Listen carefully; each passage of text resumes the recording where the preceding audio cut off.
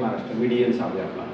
आज आपण आलेलो आहोत विजय ओरोरा नावाच्या कॉम्प्लेक्समध्ये आणि विजय ओरोरा कॉम्प्लेक्स हे TCS ऑफिसपासून वॉकेबल डिस्टन्सवरती आहे. अधिक हिरडनंदनी इस्टेटला लागून हे कॉम्प्लेक्स आहे, अगदी वॉकेबल आहे.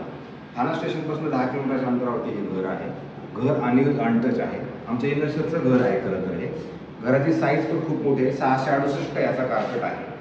ज्या लोकांना थोडं कमी बजेटचं घर हवं असेल मला असं वाटतं त्याच्यासाठी हा सगळ्यात चांगला ऑप्शन आहे. रेट्स तुम्हाला आम्ही फोनवरती आमच्या नक्कीच कळवू, पण फ्लॅटचा जर व्ह्यू तुम्हाला बघायचं म्हटलं तर फ्लॅटचा व्ह्यू खूप सुंदर आहे. जेव्हा आपण इथे बाल्कनीमध्ये उभे राहणार आहात त्यावेळेला जर बघितलं पूर्णपणे हा ग्रीनरी अधिक तुम्हाला थोडासा क्रिक पण दिसतो. तर मी पवनजींना रिक्वेस्ट करतो क्रिक पण दाखवा. ही ग्रीनरी बघा किती सुंदर आहे.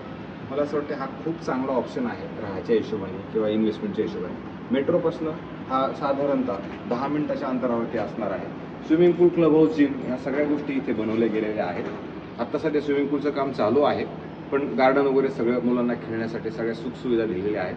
खूप चांगलं कॉम्प्लेक्स आहे, खूप हाय राईज बिल्डिंग आहे आणि इकडनं तुम्हाला येऊर म्हटलं तरी येऊर पण दिसते.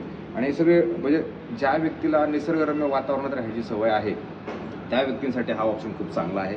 मला असं वाटते याचा हॉल जरी तुम्ही बघितला हॉलही खूप मोठा आहे. मोठं म्हटलं तरी त्याची जी रुंदी आहे साधारणतः 10 ते 12 फूट रुंदी आहे आणि याची लांबी जवळजवळ म्हणजे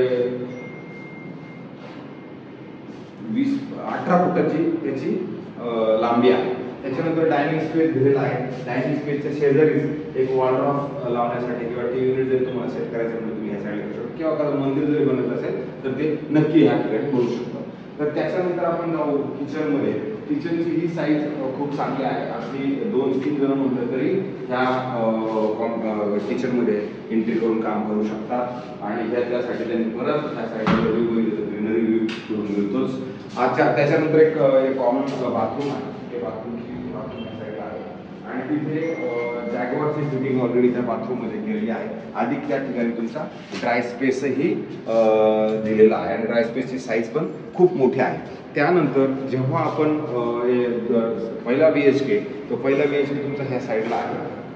त्याची साईज जरी बघितली तर साधारणतः 8-10 फूट तुमचं याची रुंदी असणार आहे.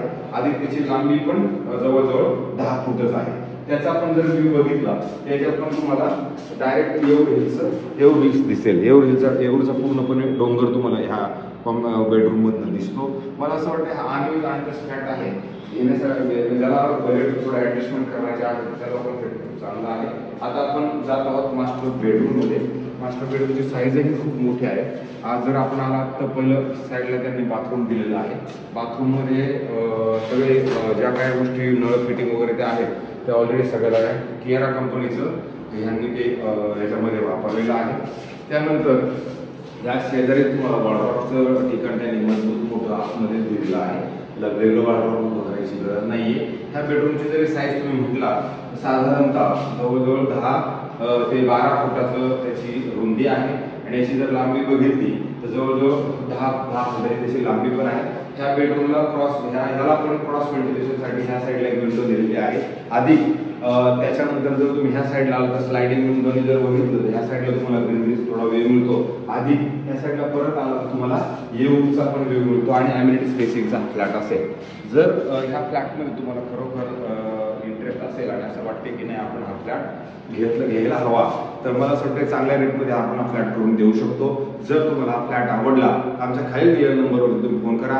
ज्यावेळी आमच्याकडे असते आम्ही हा फ्लॅट दाखवू. फक्त हा फ्लॅट थोडा अर्जंट सेल आहे त्याच्यामुळं आपण लवकरात लवकर आपली व्हिजिट बुक करावी आमच्या नंबरवरती फोन करून. जय हिंद, जय महाराष्ट्र.